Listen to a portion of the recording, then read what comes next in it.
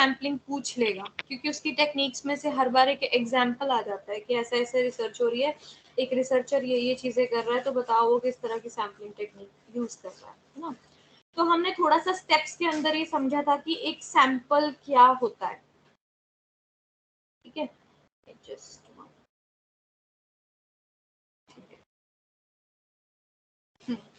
कि हमने कहा था कि एक नमूना होता है कि जब हमारे पास एक बड़ा सा क्या है पॉपुलेशन है, जिसके ऊपर मैं क्या करने लगी हूँ, रिसर्च करने लगी हूँ, तो मैंने एक अपनी पॉपुलेशन डिसाइड कर ली, यानी जनसंख्या। जनसंख्या का मतलब है कि मैं मेल पे करूंगी या फीमेल पे करूंगी या टीचर पे करूंगी, ठीक है। किसके ऊपर मैं रिसर्च कर रही हूँ, किसको मैं अपना सब्जेक्ट क्या ले रही हूँ और उसकी कितनी तादाद हो सकती है। जैसे पेशेंट्स हैं, है ना, कि कौन से डिजीज के पेशेंट फिर और कम हो जाएंगे। एक तो मैंने लिख दिया कि पेशेंट, अब पेशेंट तो हॉस्पिटल्स में भरे पड़े, लेकिन अगर मैंने लिख दिया कि मैं सिर्फ HIV के पेशेंट्स के ऊपर करूंगी या कैंसर पेशेंट्स के ऊपर करूंगी, है ना, तो और भी कम हो जाता है उनकी पॉपुलेशन, ठीक है। अब पॉपुलेशन जितनी भी आपने डिसाइड क्यों ना की हो, हम सारी के ऊपर कभी भी नहीं कर सकते, फिर भी कैंसर पेशेंट्स बहुत ज्यादा मिल जाएंगे, फिर भी HIV पेशेंट्स बहुत ज्यादा मिल जाएंगे, ठीक है। तो हम क्या करते हैं, इस बड़ी सी जनसंख्या में से एक छोटा सा नमूना तय कर लेते हैं, जिसको हम क्या कहते हैं, सैंपल कहते हैं। उस दिन भी मैंने ये चीज क्लियर की थी कि जब बड़े पैमाने से आप छोटा सा उसी चीज को रिप्रेजेंट करने वाला, यानी कि उसी को दर्शाने वाला, ठीक है, इसकी खासियत यही होती है, एक अच्छा सैंपल, सबसे अच्छा सैंपल यही होता है जो कि अपनी पॉपुलेशन के सारे फीचर्स को दर्शाता है, ठीक है। यानी कि अगर मैंने मेल कहा है तो वो मेल ही होगा सैंपल में भी, अगर मैंने कहा है कि मैं 60 साल तक का मेल लूंगी तो मैं फिर 60 साल तक के होने चाहिए, अगर वो मेल टीचर होगा तो वो टीचर ही होना चाहिए, अगर मैंने कहा है कि वो गवर्नमेंट टीचर होंगे तो वो गवर्नमेंट टीचर ही होने चाहिए। यानी कि जितने भी उसकी खासियत है, एक जितना भी उसका रिप्रेजेंटेशन है जनसंख्या का, सेम वही सैंपल रहेगा हमारा, ठीक है। इसको तो हम क्या कहते हैं, सैंपल कहते हैं। फिर हमारे पास एक चीज आ जाती है कि सैम्पलिंग टेक्निक क्या होती है। सैम्पलिंग टेक्निक क्या होती है, विधियां, मेथड्स भी कह सकते हैं।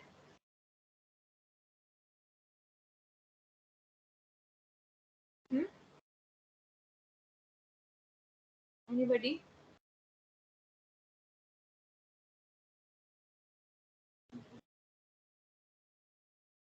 Sampling techniques are methods or techniques adopted to draw a sample. On Yeah. which formula or on which technique we are going to draw the sample. हाँ. It can be random, it can be systematic. तो यही होता है कि हमने ये जो sample है इसको कैसे चूज करना है ना, कैसे ड्रॉ करना है। ड्रॉ मतलब इस बड़ी सी जनसंख्या जो मैंने कहा, इस पॉपुलेशन में से ये जो छोटा सा सैंपल हमने चूज करना है, ये किस मेथड से या किस टेक्निक से करना है इसका चयन, वो उसको हम क्या कहते हैं, विधि, जिसके ऊपर आपने कहा मैम क्वेश्चंस थे, ठीक है। तीसरी आपको वहां पे कई बार आ जाता है सैम्पलिंग फ्रेम, ठीक है। फ्रेम क्या होता है, फ्रेम क्या होता है कि जिस भी तरह से मैं डिसाइड करूंगी कि मेरा सैंपल बटेगा या मेरा सैंपल जो है वो, देखो पूरा तो ऐसा नहीं होगा कि मैं 800 लोगों का सैंपल लूं और 800 के 800 लोग बिल्कुल एक जैसे हो, ऐसा तो नहीं हो सकता ना, उनमें कोई ना कोई क्लासिफिकेशन होती है, तो आप वो खुद से भी डिसाइड कर सकते हो, ठीक है। जैसे अगर मैं टीचर्स के ऊपर रिसर्च कर रही हूँ तो कितने तरह के टीचर्स होते हैं, ठीक है। टीचर्स में हम बहुत तरह से क्लासिफाई कर सकते हैं ना, कि अगर मैं सोचूं कि 800 का सैंपल है, ठीक है, इसमें से मैंने सोच लिया कि मैं मेल और फीमेल लूंगी, ठीक, जो कि मैं 400 एंड 400 कर दिया मैंने, ठीक है, 400 मेल्स एंड 400 फीमेल कर दिया, ठीक है। फिर मैंने सोचा कि 200 में ले लेती हूँ, और इसको 200 में ले लेती हूँ गवर्नमेंट टीचर्स, ठीक है, और 200 ले लेती हूँ प्राइवेट। सिमिलरली यहाँ पे 200 गवर्नमेंट से डेटा ले लूंगी और 200 प्राइवेट से डेटा ले लूंगी, ठीक है। अब ये जो चीज हमने देखी है ना, इसको इसको हम क्या कहेंगे, ये पूरा जो फ्रेम बन गया, इसी को हम सैम्पलिंग फ्रेम कहते हैं इसको, कि मैंने किस हिसाब से अपने सैंपल को उठाना है, किस तरह से मैं कितना सैंपल क्या लेने वाली हूँ, ठीक है, उसके नंबर्स जब हम डिवीजन करके डिसाइड करते हैं उसी को हम सैम्पलिंग फ्रेम कहते हैं, फ्रेमिंग करना कहते हैं। ठीक है, सीधा ये नहीं हम कभी भी कहते कि हम मैंने 800 टीचर ले लिए, ठीक है, ले लिया आपने 800 टीचर, लेकिन वो आगे चल के कैसे डिवाइडेड है। ठीक है, जैसे ऐसे भी हो सकता है कि हम इन टीचर्स को ऐसे भी डिवाइड किसी भी आधार पर आप इन्हें विभाजित कर सकते हैं। जैसे आप ये भी कह सकते हैं कि प्राइमरी टीचर्स लिए, मतलब यहाँ पे 3 कॉलम भी बन सकते हैं कि मैं प्राइमरी टीचर्स लेने हैं, फिर मैंने सेकेंडरी स्कूल के लेने हैं, फिर मैंने कॉलेज के लेने हैं। ठीक है, और उसके अंदर भी आप फर्दर उसके बाद भी आप उसको गवर्नमेंट और प्राइवेट में बांट सकते हो, या फिर मेल और फीमेल में बांट सकते हो। तो इस तरीके से आप अपने सैंपल का जो फ्रेम है वो कैसा लेते हो उसके ऊपर डिपेंड करता है, आप फिर डेटा भी वैसा ही उठाओगे। ठीक है, अब मैंने क्वेश्चनियर बनवाने होंगे जब, ठीक, क्वेश्चनियर कैसे कैसे बनेंगे, देखो जब हम क्वेश्चन पूछेंगे इनसे, एक होगा कि मैंने 800 कोई भी टीचर मुझे मिला, मैंने उनसे क्वेश्चन पूछ लिया। ठीक है, कि जब मैंने कहा मैंने 800 टीचर ले लिए तो मैंने किसी से भी क्वेश्चन पूछ लिया, बट यहाँ पे ऐसा नहीं है। फ्रेम क्यों बनाते हैं हम, फ्रेम का मतलब मेन क्या होता है कि जब हमारे क्वेश्चनियर्स बनते हैं तब हमें फायदा, मतलब हमें एक तरह से फिल्टर हो जाता है सारा चीजें।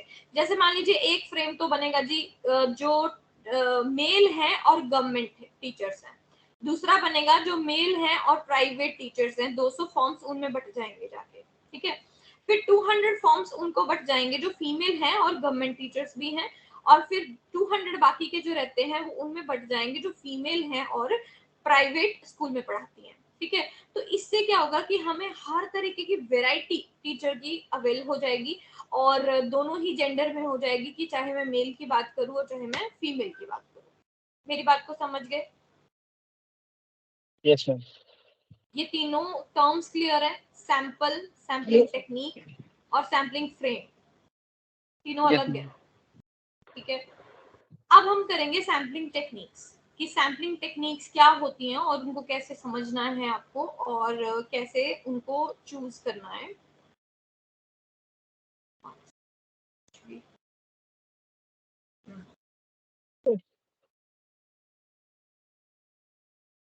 हमारे पास दो टाइप की मेन सैम्पलिंग टेक्निक्स होती हैं। कई बार तो क्वेश्चन बहुत ही आसान हो जाता है इसमें से। क्वेश्चन ये होता है कि इनमें से कौन सी प्रोबेबिलिटी है और कौन सी नॉन प्रोबेबिलिटी है, बस यही लिखा होता है।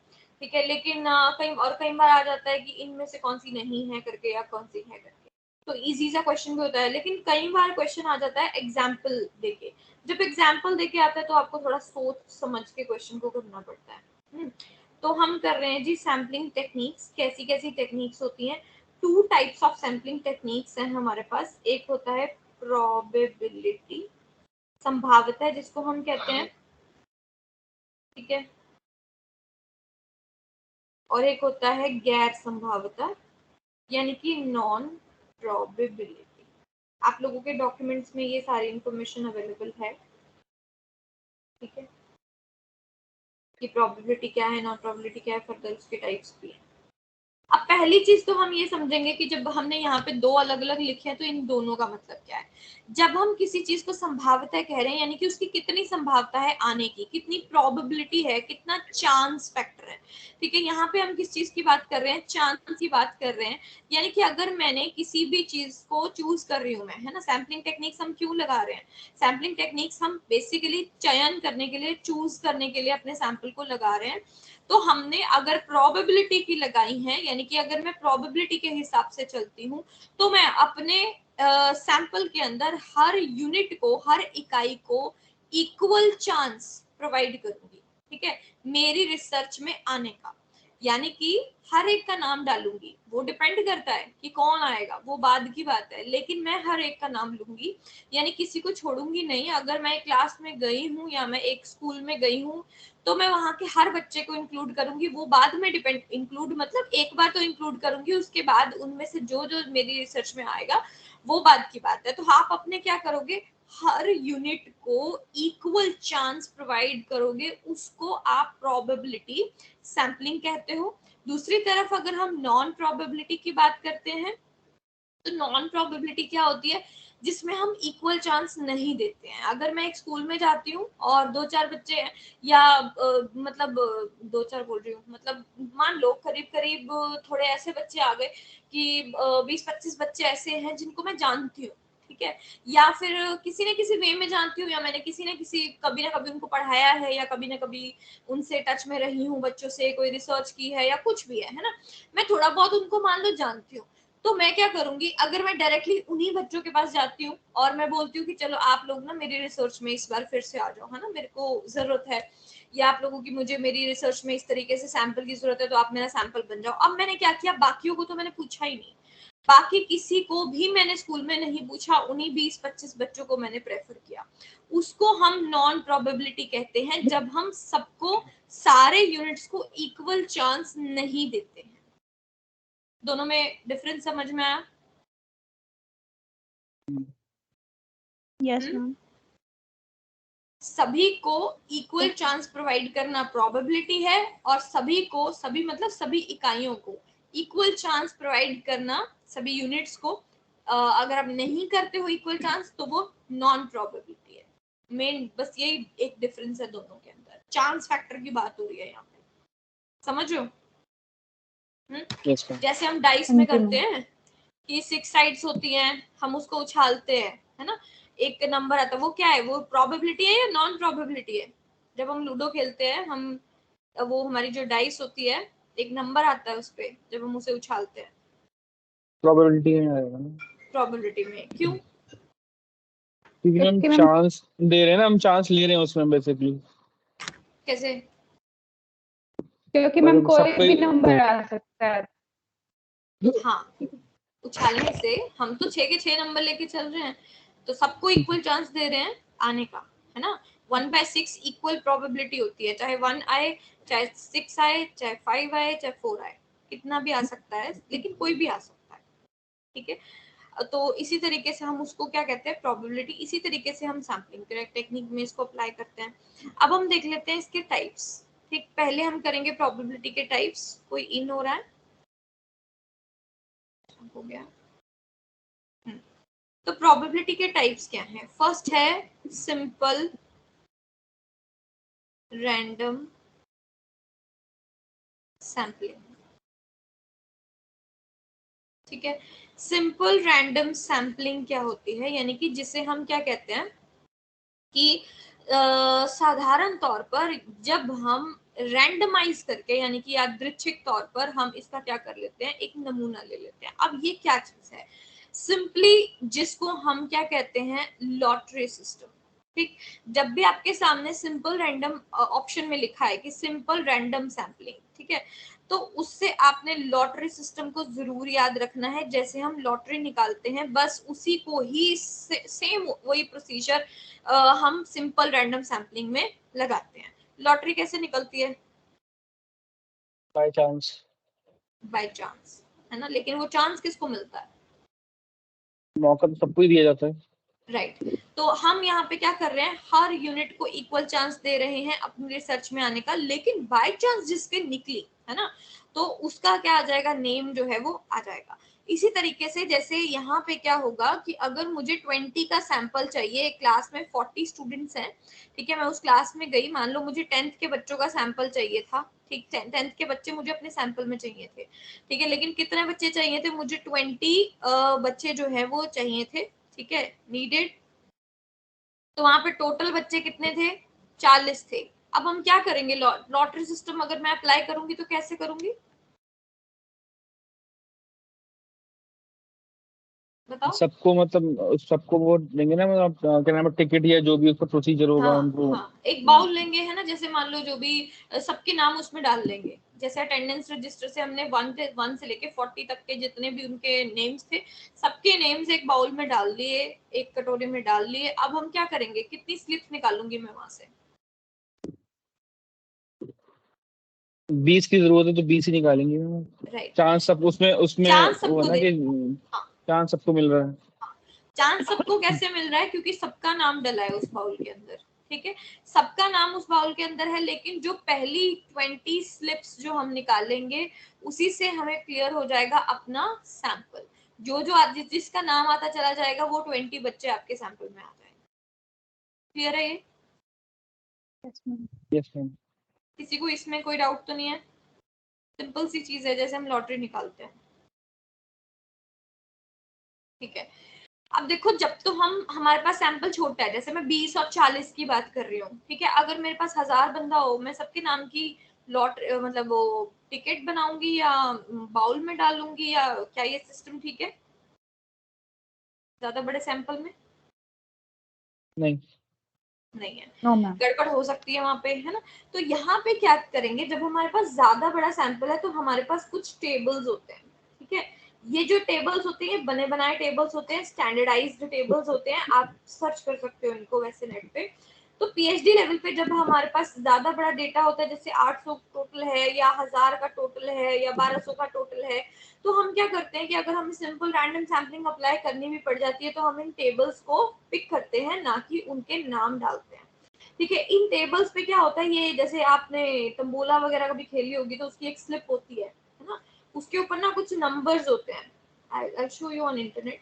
तो उसके ऊपर कुछ नंबर्स रहेंगे रैंडम, आपने क्या करना है, उन नंबर्स को बुलाना है। जैसे एक स्लिप उठाई, कोई भी नंबर यहाँ पे, जैसे मान लो 78 लिखा है, ठीक है, अगर यहाँ पे 78 नंबर है तो 78 वाला बंदा आपके रिसर्च में आ जाएगा, ठीक है। मान लो यहाँ पे लिखा है 112, ठीक, रैंडमली ये बने बनाए होते हैं, इसमें आपने कुछ नहीं करना होता है, आपने सिंपली इन टेबल्स के हिसाब से अपने सैंपल को चूज कर लेना है। नंबर आपको पता होना चाहिए कि मुझे टोटल कितने चाहिए, ठीक है, यानी कि जैसे 800 चाहिए तो 800 नंबर्स जो हैं वो आपको बोलने पड़ेंगे, और जो 800 उस पे पर्ची पे पहले लिखे होंगे वही आपके सैम्पलिंग टेक्निक में आ जाएंगे, यानी कि आपकी रैंडम सैम्पलिंग हो जाएगी वहां। समझ में आई मेरी बात?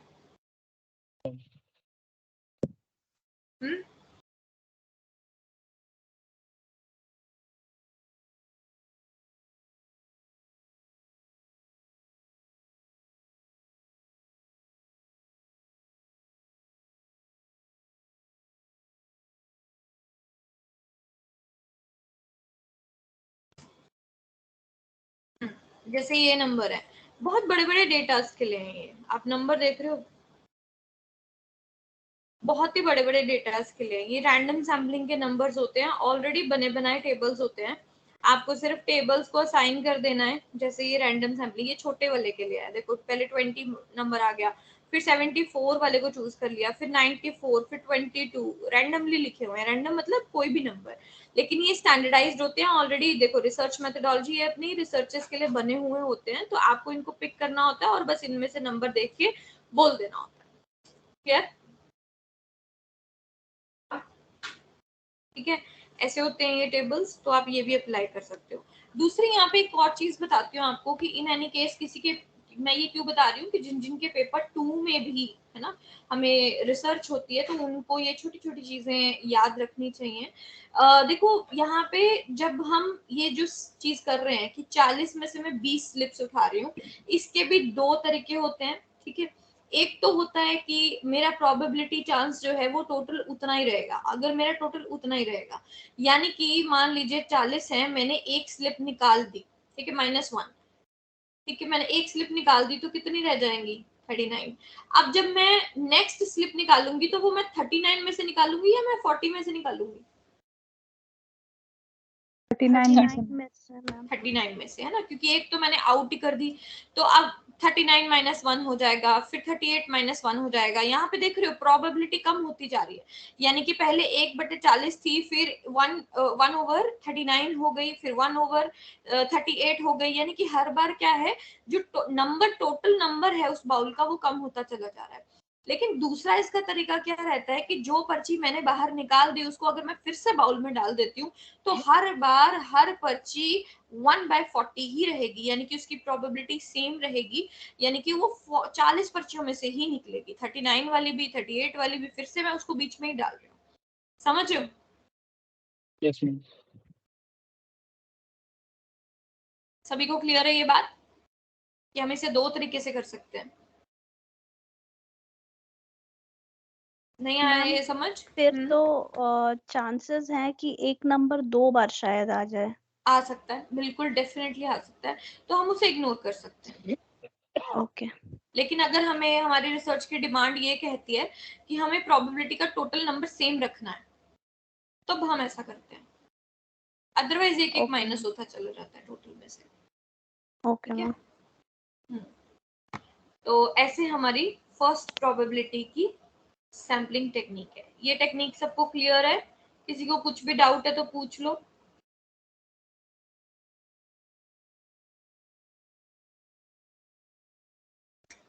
जो फर्स्ट टाइम कर रहे हैं वो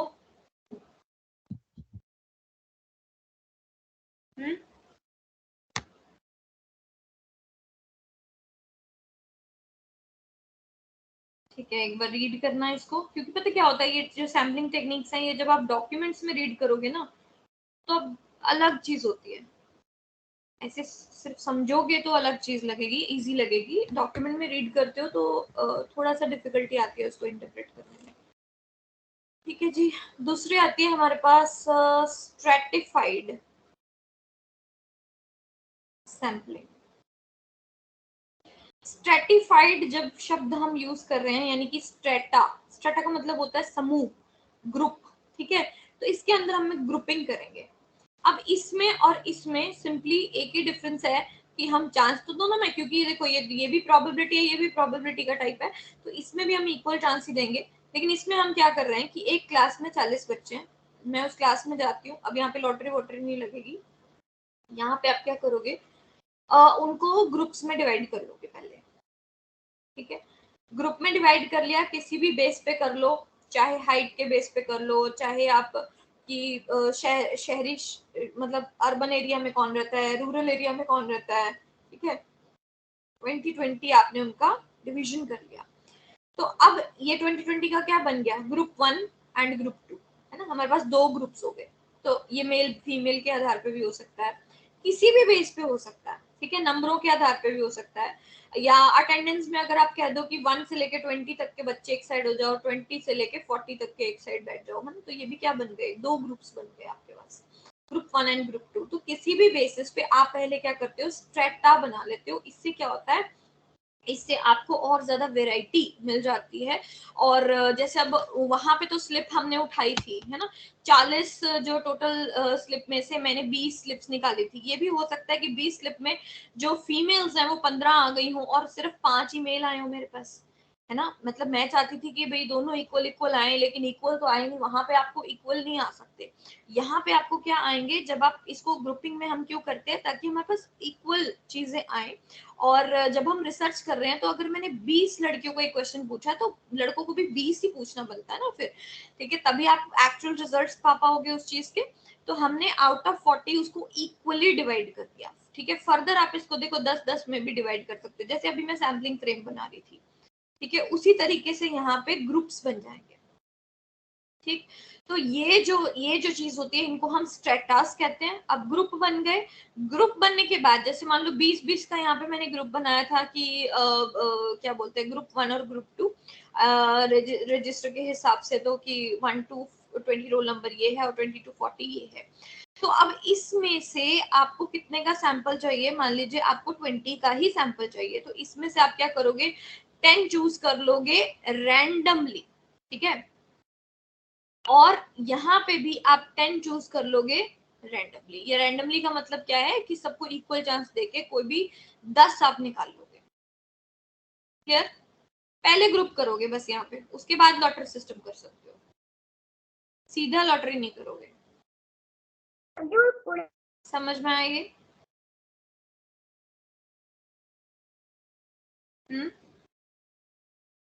यस मैम। सबको यस मैम।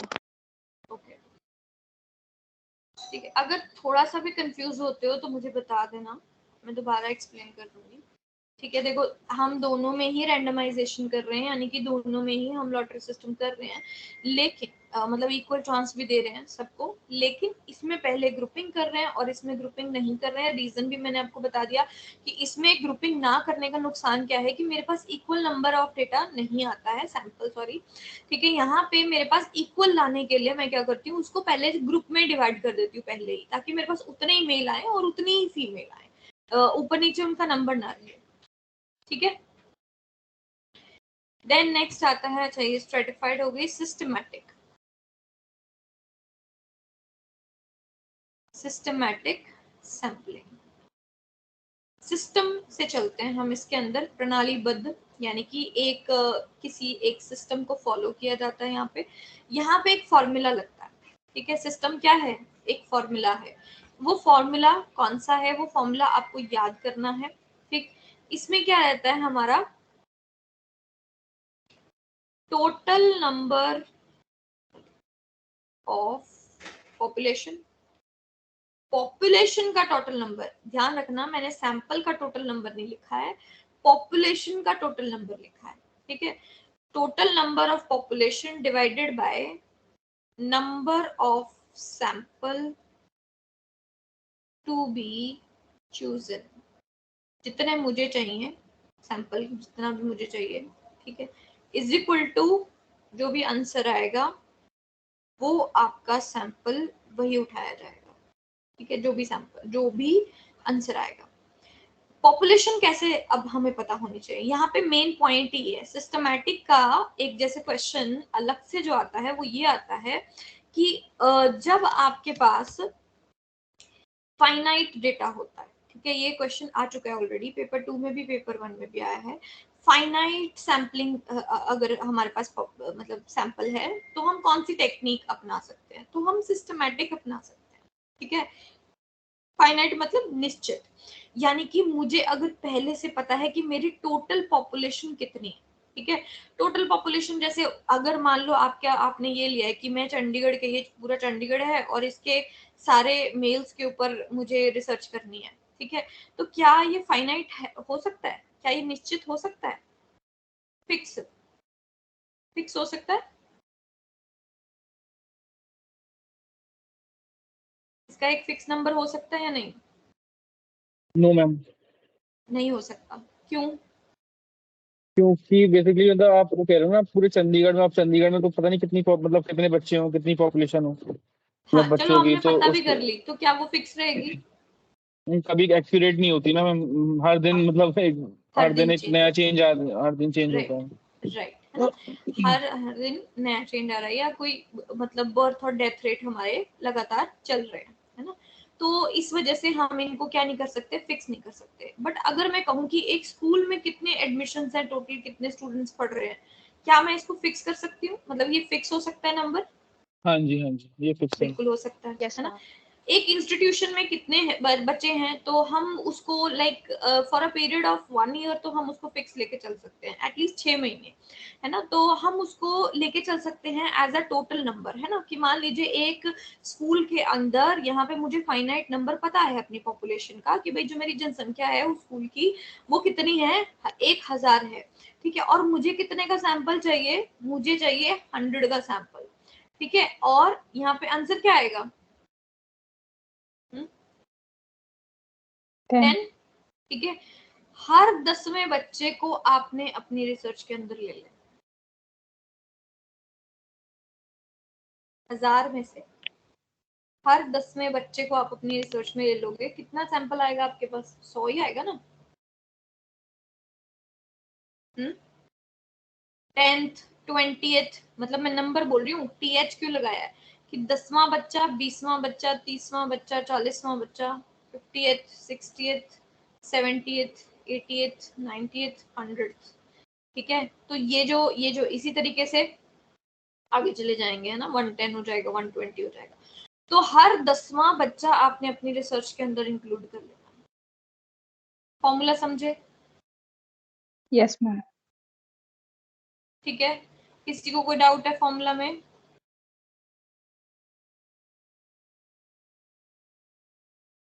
नो। यहाँ पे मेन बात बस ये याद रखनी है कि अगर ये हम कब लगा सकते हैं, ये वाली सैम्पलिंग, अदरवाइज मैं नहीं लगा सकती। बहुत कम जगह पे लगती है, क्योंकि बहुत कम जगह पे हमें टोटल नंबर ऑफ पॉपुलेशन पता हो, ठीक है। यानी कि एक फिक्स नंबर हमें चाहिए कि हाँ भी इतनी ही पॉपुलेशन है, इससे ज्यादा या इससे कम नहीं होगी, तो फिक्स है। जहाँ पे फिक्स, फाइनाइट, ये वर्ड याद रखना, फाइनाइट नंबर ऑफ पॉपुलेशन होगा, यानी कि एक फिक्स, एक निश्चित तौर पर जब हमें पता होगा कि कितना मेरा सैंपल है, तभी मैं सिस्टमैटिक सैम्पलिंग लगा सकती हूँ, ठीक है। इसके अंदर तो total number of population divided bye जितना मुझे सैंपल चाहिए उसका नंबर, इज इक्वल टू जो भी आंसर आएगा उस हर बच्चे को आप अपनी रिसर्च में ले लो। That is systematic sampling. Clear है? आगे चलूं?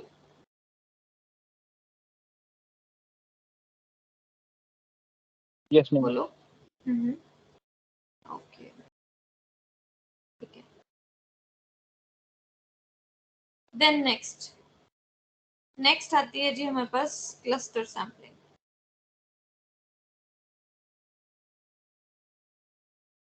क्लस्टर का मतलब क्या होता है? गुच्छा, ठीक है। अब इसके अंदर क्या किया जाता है कि इसका ये ठीक इसका उल्टा है। इसका उल्टा क्यों है कि इसमें क्वेश्चन ये भी आता है कि जब हमारी जो पॉपुलेशन है वो इनफाइनाइट होगी। इनफाइनाइट मतलब जिस बेहिसाब, मतलब पता ही नहीं, अनिश्चित, मतलब बहुत ही बड़ी, ठीक है। सो इसका क्वेश्चन ऐसे भी आता है कि जब हमारे पास बिग जियोग्राफिकल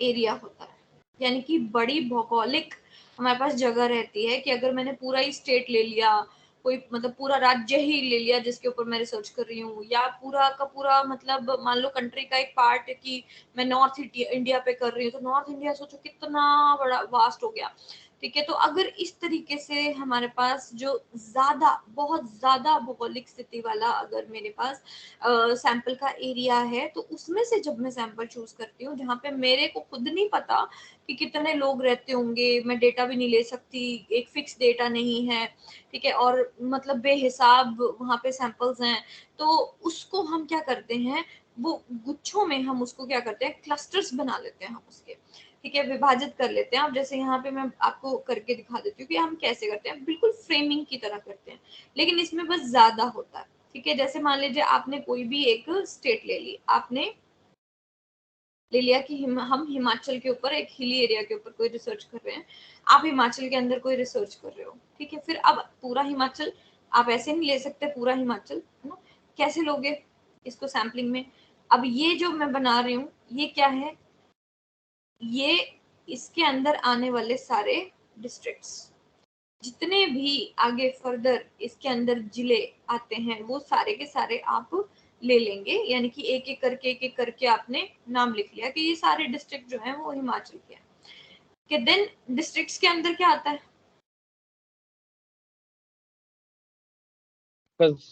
टाउन्स, सिटीज आ जाती हैं, जैसे टाउन उसके बाद आ जाएगा, है ना, सिटी में, तो सारी की सारी सिटीज आ गई। फिर सिटीज के अंदर क्या आ गए, कस्बे जैसे होते हैं, टाउन्स, फिर उनके अंदर भी क्या आ जाती हैं, विलेज, ठीक है।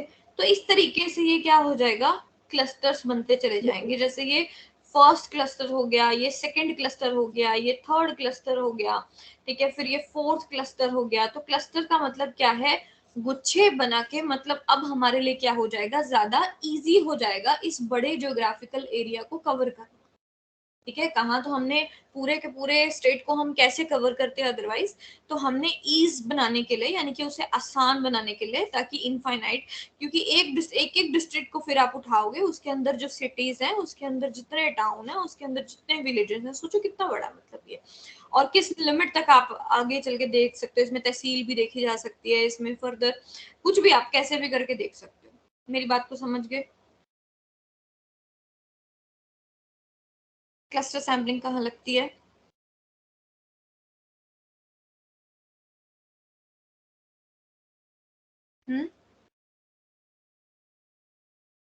यस मैम जी। कहाँ लगती है बताओ फिर।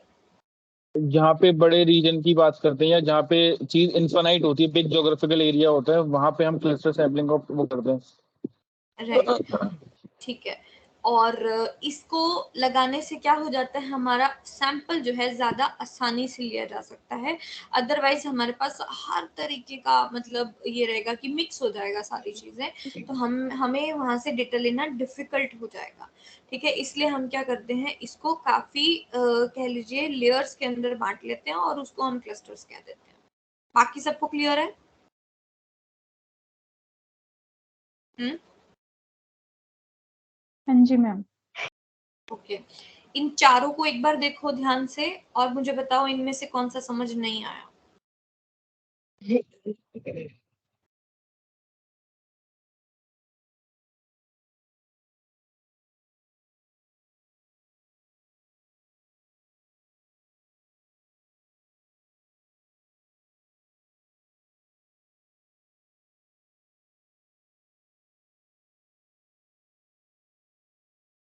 आ गए या नहीं आए? कौन सा नहीं आया बताओ?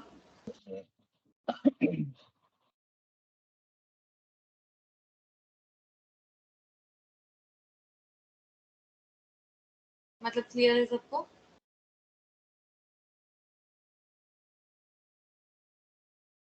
ओके, तो चलो कौन बताएगा स्ट्रेटिफाइड सैम्पलिंग क्या होती है?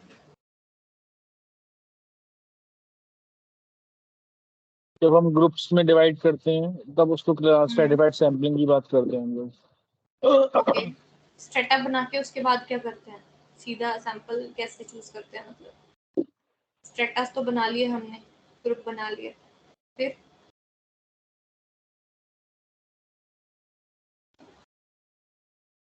ग्रुप बनाने के बाद आप रेंडमाइजेशन भी तो करोगे ना। मतलब आप क्या करोगे? सबके नाम डालोगे, वही प्रोबेबिलिटी वाला सिस्टम, लॉटरी वाला सिस्टम फिर से लॉटरी करोगे। वाला सिस्टम, ठीक है। ठीक है, सबसे ज्यादा यूज होती है ये और इस पे बहुत ज्यादा चांसेस होते हैं स्ट्रेटिफाइड सैम्पलिंग पे क्वेश्चन आने के।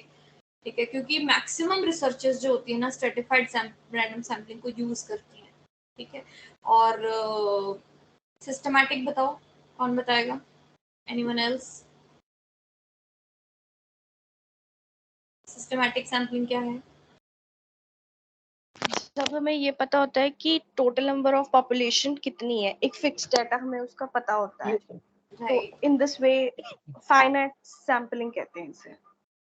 इसे फाइनाइट कहेंगे क्योंकि इसमें हमें एक फिक्स नंबर पता होता है और इसके अंदर हम एक फॉर्मूला अप्लाई करते हैं जो मैंने आपको अभी बताया था कि टोटल नंबर जो है उसे डिवाइड करेंगे, मुझे कितना नंबर चाहिए सैंपल का। ठीक है, और जो भी आंसर आएगा बस वही हमने अपने सैंपल में इंक्लूड कर लेना है उस यूनिट को। ठीक है, सिंपल सा है। तो मतलब आप लोगों को क्लियर है? आगे चले। Yes ma'am. Non probability. अब नॉन प्रोबेबिलिटी बहुत ही आसान है, इसमें तो नाम से आपको पता चल जाएगा कि हम कर क्या रहे हैं। ठीक है, लेकिन इसकी ना दो ऐसी मोस्टली दो ऐसे इसके टाइप्स हैं जो काफी बार पेपर में पूछे जा चुके हैं और मोस्टली क्वेश्चंस उनसे रिलेट किए जाते हैं। ठीक है, पहला है कोटा सैम्पलिंग। ये काफी बार आपको दिखेगा, ऑप्शन में तो जरूर दिखेगा अगर इस पे क्वेश्चन आया तो। कोटा सैम्पलिंग क्या होती है? ठीक है, कोटा सैम्पलिंग ना बिल्कुल स्ट्रेटिफाइड की तरह होती है और जब भी क्वेश्चन स्ट्रेटिफाइड पे आएगा कोटा सैम्पलिंग साथ ही लिखा होगा, या जब भी अगर कोटा सैम्पलिंग पे क्वेश्चन आया आपको कंफ्यूज करने के लिए स्ट्रेटिफाइड साथ में लिखा हो, क्योंकि कोटा का मतलब भी एक ग्रुप होता है और यहाँ पे दूसरी तरफ स्ट्रेटा का मतलब भी क्या होता है? एक ग्रुप होता है। तो इन दोनों के अंदर ही हम ग्रुपिंग कर रहे हैं, लेकिन डिफरेंस सिर्फ इतना है कि कोटा के अंदर हम रेंडमाइजेशन नहीं करते, यानी कि सबको, क्योंकि ये तो नॉन प्रोबेबिलिटी का हो गया ना, इसमें मैं इक्वल चांस दूंगी नहीं। इसमें जैसे 40 बच्चे हैं, मैं क्लास में गई, मैंने उनको दो दो ग्रुप्स में डिवाइड कर दिया, 20 मेल कर दिया और 20 फीमेल कर दिया। अब कोई भी 10 मेल मैंने अपने हिसाब से चूज कर लिए, अपने हिसाब से मतलब मैंने कह दिया कि अब जो फर्स्ट 10 बैठे हैं रो में वो आ जाओ मेरी रिसर्च में, है ना, और फर्स्ट 10 रो में जो फीमेल बैठी हैं, मतलब फर्स्ट 10 जो फीमेल बैठी हैं वो मेरी रिसर्च में आ जाओ। तो यहाँ पे मैंने लॉटरी सिस्टम नहीं किया, यानी कि सबको, बाकी 10 को तो मैंने पूछा ही नहीं ना, जो बाकी 10 बैठे हैं उनको तो मैंने चांस ही नहीं दिया। तो इसके अंदर आप इक्वल चांस नहीं देते आप, लेकिन आप ग्रुपिंग जरूर करते हो। तो वहां पे आपको यही देखना होता है कि जो रिसर्चर है वो ग्रुपिंग करने के बाद क्या वो सबको इक्वल चांस दे रहा है सैंपल में आने का? अगर दे रहा है तो वो आंसर क्या हो जाएगा? स्ट्रेटिफाइड हो जाएगा। ठीक है, अगर वो इक्वल चांस नहीं दे रहा है, अपनी मर्जी चला रहा है, वहां पे हम नॉन प्रोबेबिलिटी में अपनी मर्जी ही चलाते हैं एज अ रिसर्चर। ठीक है, वो मर्जी कुछ भी हो सकती है कि मुझे ये 20 बच्चे अच्छे लग गए, या मुझे ये 20 बच्चे इंटेलिजेंट लगते हैं, या मुझे ये 20 बच्चे फर्स्ट रो में बैठे हैं, या कुछ भी रीजन हो सकता है। ठीक है, लेकिन हम रिसर्चर्स क्या करते हैं, इसमें अपने हिसाब से डेटा सैंपल कलेक्ट करते हैं, ना कि हम सबको इक्वल चांस देते हैं। तो हमने यहाँ पे 20-20 बच्चों का ग्रुपिंग तो की, लेकिन सबको इक्वल चांस नहीं दिया। ठीक है, इसीलिए क्या हो जाएगी? कोटा सैंपलिंग हो जाएगी। क्लियर? Yes ma'am. दूसरी जिसपे काफी बार क्वेश्चन आया है या जो ऑप्शन में लिखी जाती है वो है स्नोबॉल सैंपलिंग। स्नोबॉल क्या होती है? बर्फ का। हाँ, लेकिन यहाँ पे ऐसा नहीं है। देखो, स्नोबॉल सैम्पलिंग क्या है कि जिस जैसे ये it is like kind of membership. ये शब्द आपके वहाँ पे लिखा भी हो सकता है, ठीक है। मेंबरशिप जैसे आपके क्या नाम है प्रत्युष, आपके मैनेजमेंट में तो काफी यूज होती होगी है, क्योंकि मार्केटिंग वगैरह में आई गेस यूज होती है। तो इसमें जैसे मान लीजिए कोई भी एक मेंबर आपने चूज कर लिया, मतलब आपको दो ये, ठीक है। अब ये क्या है कि क्या करेंगे, जैसे मान लो ये प्रत्युष है, तो प्रत्युष ने क्या करना है, दो फर्दर मेंबर्स लेने हैं, ठीक। कोई भी दो मेंबर्स ले लिए इन्होंने और उनको आगे ड्यूटी दे दी, मतलब ये सैंपल उठा लिया दो लोगों का, एक सैंपल नंबर 1 और सैंपल नंबर 2, दो लोग उठा लिए, ठीक है। अब ये 1 वाले की ड्यूटी लगा दी कि आप आगे दो सैंपल और ढूंढिए, ठीक। फिर ये टू वाले की भी लगा दी कि आप आगे दो सैंपल और ढूंढिए, फर्दर उसने भी लगा दी कि आप आगे और सैंपल ढूंढिए, है ना, दो लोगों का। फिर उसने नेक्स्ट, ये क्या हो रही है, this is network marketing. Network marketing, right. वो बिल्कुल इसी तरीके से होती है ना, कि आगे से आगे जैसे हमारे जो भी संबंध है। अब इसमें प्रत्युष किसको जानता है, सिर्फ ये दो लोगों को जानता है जिसको इसने खुद चूज किया है, अदरवाइज ये थर्ड पर्सन कौन है ही डजंट नो, है ना।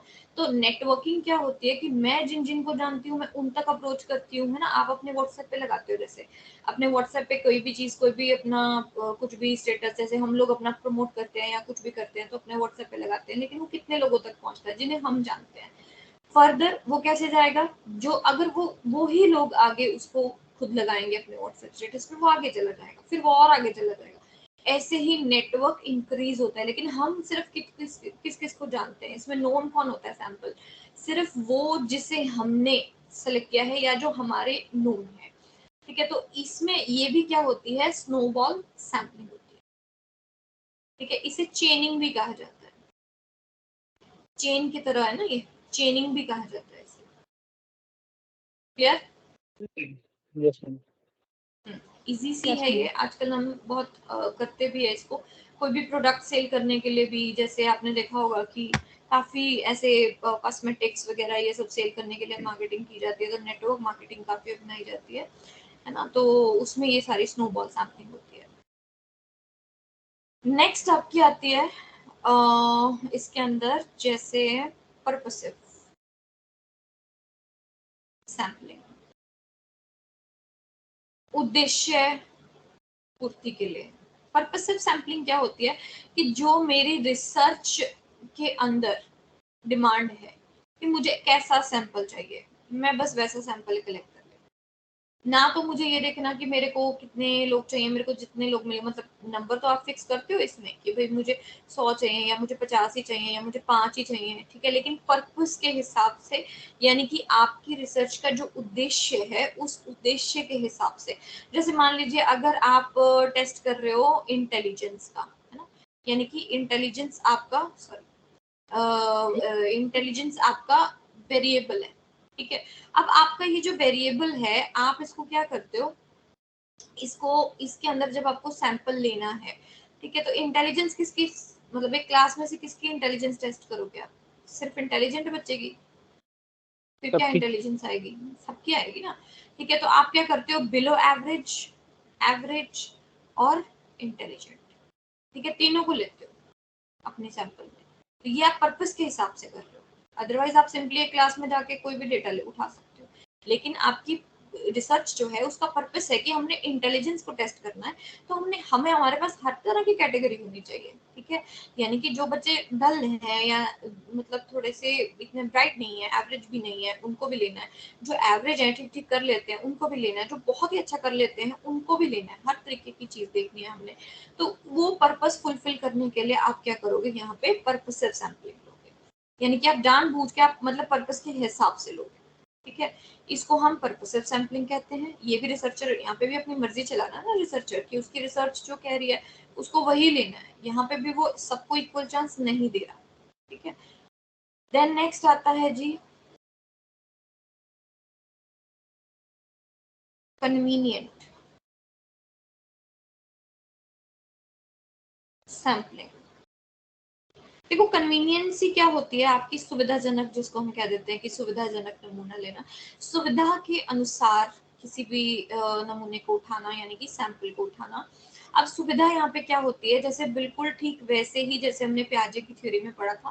प्याजे ने किसको सैंपल उठाया था, किसको लिया था सैंपल अपने अपने बच्चों रिसर्च में, अपने बच्चों लिया को। था, तो वो क्या था, वो सैंपल क्या था, कन्वीनियंट है ना, इजी। हाँ इजी था, ताकि वो हर रोज उनको, जैसे हमने लॉन्गिट्यूडनल में भी मैंने कहा था कि क्योंकि उसकी रिसर्च लंबे समय तक चलनी थी, अगर वो किसी और के बच्चों को ऑब्जर्व करता, पहली बात तो वो कितना ही ऑब्जर्व कर लेता, सारा दिन तो किसी के यहाँ पे रह नहीं सकता था, पूरा दिन किसी के बच्चे भी अपने घर पे नहीं रख सकता था, है ना, तो उसने कन्वीनियंस के अकॉर्डिंग क्या किया कि अपने ही बच्चों के ऊपर रिसर्च शुरू कर दी। तो दिस इज कन्वीनियंट सैम्पलिंग, कि आप जब अपनी सुविधा के अनुसार, या आप एक स्कूल के टीचर हो मान लो, है ना, तो वहां पे आपने उसी स्कूल के बच्चे ले लिए अपनी सैम्पलिंग टेक्निक में, तो आप वहां पे देखो उनको 8 घंटे आप वहां पे ऑब्जर्व कर सकते हो, आप उनकी चीजें देख सकते हो, जो भी आपको उनके ऊपर टेस्ट करने कर सकते हो, so that is also convenient sampling. ठीक है, ये भी सुविधाजनक वाली रही, और ये आसान होती है, बहुत ही इजी होती है लेनी। देन नेक्स्ट होता है जी आपका एक जजमेंटल सैम्पलिंग। ठीक है, जजमेंटल के अंदर क्या रहता है, अपनी जजमेंट के अनुसार, जजमेंट किसकी, रिसर्चर की, अपनी सूझ के अनुसार, अपनी समझ के अनुसार, अपनी जजमेंट यानी निर्णय के अनुसार, जहाँ पे निर्णय कौन लेगा, जहाँ पे निर्णय जो होगा वो रिसर्चर का होगा कि मुझे किसको इंक्लूड करना है। देखो इस जजमेंट के अंदर कुछ भी हो सकता है, ठीक, जजमेंट कैसी भी हो सकती है, ये भी हो सकती है कि मैं पहले से किसी को जानती हूँ, मैंने उनको ले लिया, मैं एक स्कूल में गई तो मुझे ये लगा कि नहीं इसको लेना ज्यादा बेटर रहेगा, तो मैंने उस हिसाब से उसको लिया, यानी कि मैंने अपनी जजमेंट के हिसाब से ले लिया, मतलब मेरा निर्णय था वो, उसको क्यों मैंने अपने सैंपल में लिया। ठीक है, या फिर हो सकता है कि जब मैं, अगर मैं, जब जैसे मैंने अभी कहा था कि मैं अगर उस क्लास की टीचर हूँ, तो मुझे ये भी पता होगा ना, टीचर होके क्या पता होता है कि क्लास में कौन ब्राइट बच्चा है, कौन डल बच्चा है, या कौन एवरेज बच्चा है, या चलो अगर हम ये भी बात छोड़ें कि कौन रेगुलर रहता है, कौन रेगुलर नहीं रहता है, ये सारी चीजें टीचर को पता होती हैं। तो अगर हम उस जजमेंट के हिसाब से भी अपने सैंपल में इंक्लूड करते हैं किसी को, दैट इज जजमेंटल सैंपलिंग। समझे?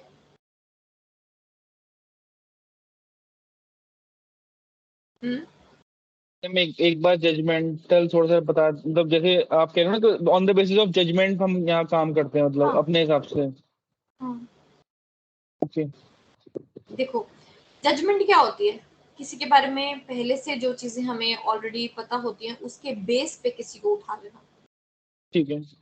अपने सैंपल में डाल लेना, है ना, ये जो चीजें हैं वो जजमेंटल होती है, मतलब कि पहले से एक दिमाग में एक अवधारणा, जैसे हम कहते हैं मैं जजमेंट करनी परसेप्शन। हूँ, हाँ एक परसेप्शन हम लेके चलते हैं, वो परसेप्शन क्यों होती है, क्योंकि कहीं ना कहीं हम पहले से उस चीज को जान रखे होते हैं, तो वो परसेप्शन बनी हुई होती है ऑलरेडी, है ना, तो उसी के हिसाब से अगर मैं कोई सैंपल उठा लेती हूँ एज अ रिसर्चर, तो वो जजमेंटल सैंपलिंग में आता है। ठीक है। ठीक है, अब बताओ कि ये प्रोबेबिलिटी और नॉन प्रोबेबिलिटी क्या क्लियर है? क्या है मैम? क्लियर है, यस मैम। देख लो अच्छे से, यहाँ पे आपको इनके नाम भी याद रखने हैं, कौन सा वाला प्रोबेबिलिटी में है, कौन सा वाला नॉन प्रोबेबिलिटी में है, ये सारी चीजें, मतलब नहीं है करके क्वेश्चन आ जाता है आपको। एक बार मैं थोड़ा सा पर्पस बता देंगे जरा, पर्पस सैम्पलिंग। पर्पस देखो, जो आपके रिसर्च का पर्पस है, यहाँ पे रिसर्चर का भी कोई मेन रोल नहीं है, यहाँ पे ओके। रिसर्चर किसके हिसाब से चलता है, अपनी रिसर्च वर्क के हिसाब से, कि अगर मेरी रिसर्च वर्क डिमांड ही, मतलब जैसे मैंने कहा था अभी कि मैं पेशेंट्स पे कर रही हूँ मान लो, है ना, तो पेशेंट्स अगर जिस डिजीज के हैं, तो मेरी रिसर्च की डिमांड, इसका मतलब क्या है कि मुझे वही पर्टिकुलर चाहिए होंगे। अच्छा, अगर मतलब मान लो जो मैं जिसके बारे में रिसर्च कर रहे हैं, तो उसी, मतलब उसका वो, मतलब उसी के बारे में हम उसका वही पर्पस डेट, फुलफिल करने उसका के लिए, पर्पस फुलफिल करेंगे, मतलब जो हाँ जो उसका क्राइटेरिया मैच करता होगा रिसर्च करने का। हाँ जी। ठीक है।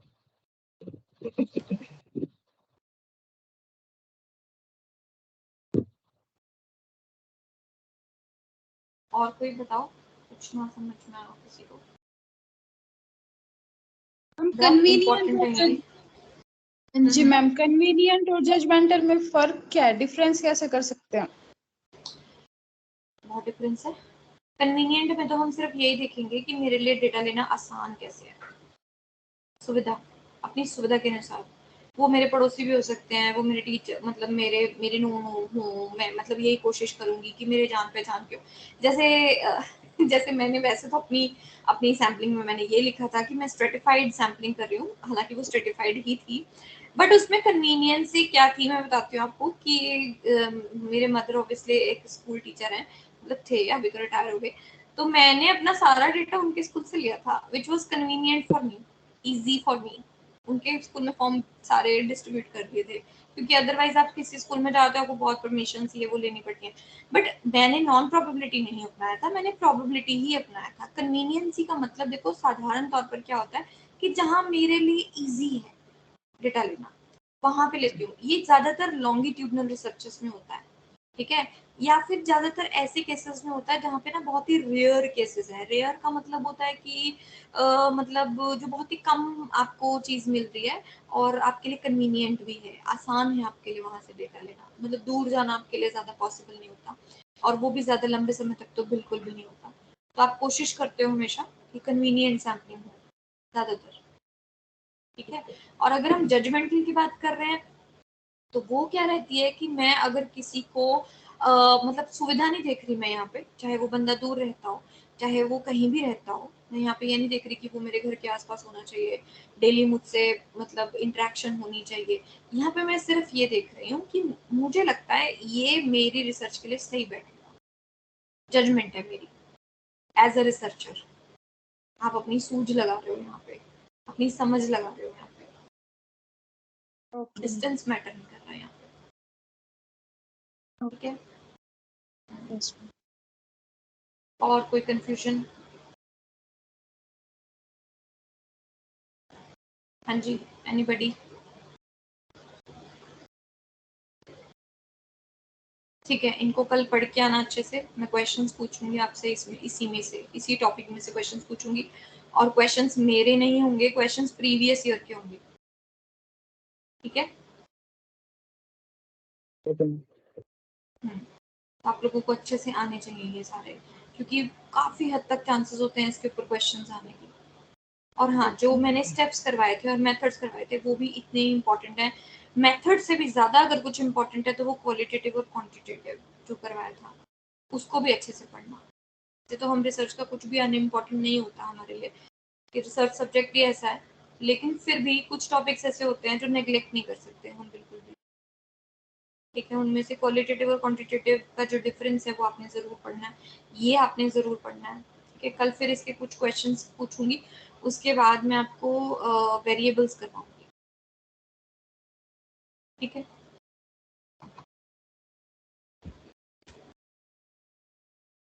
Any questions?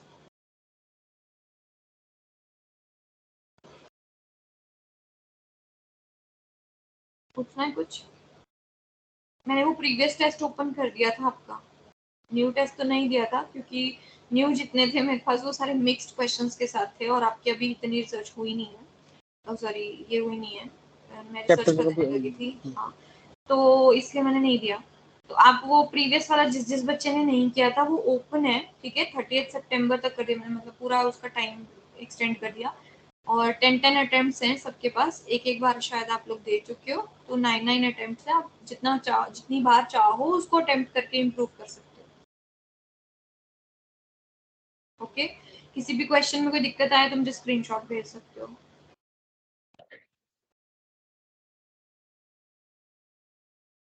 ओके ओके जी। मैम न्यूज स्क्रीनशॉट तो नहीं होता, क्या नहीं होता? में स्क्रीनशॉट नहीं होता। स्क्रीनशॉट नहीं होता। अच्छा अच्छा, स्क्रीनशॉट नहीं होता, हाँ मैं कैसे बोल सकती हूँ, हमारी प्रीवियसली गाइडलाइंस है।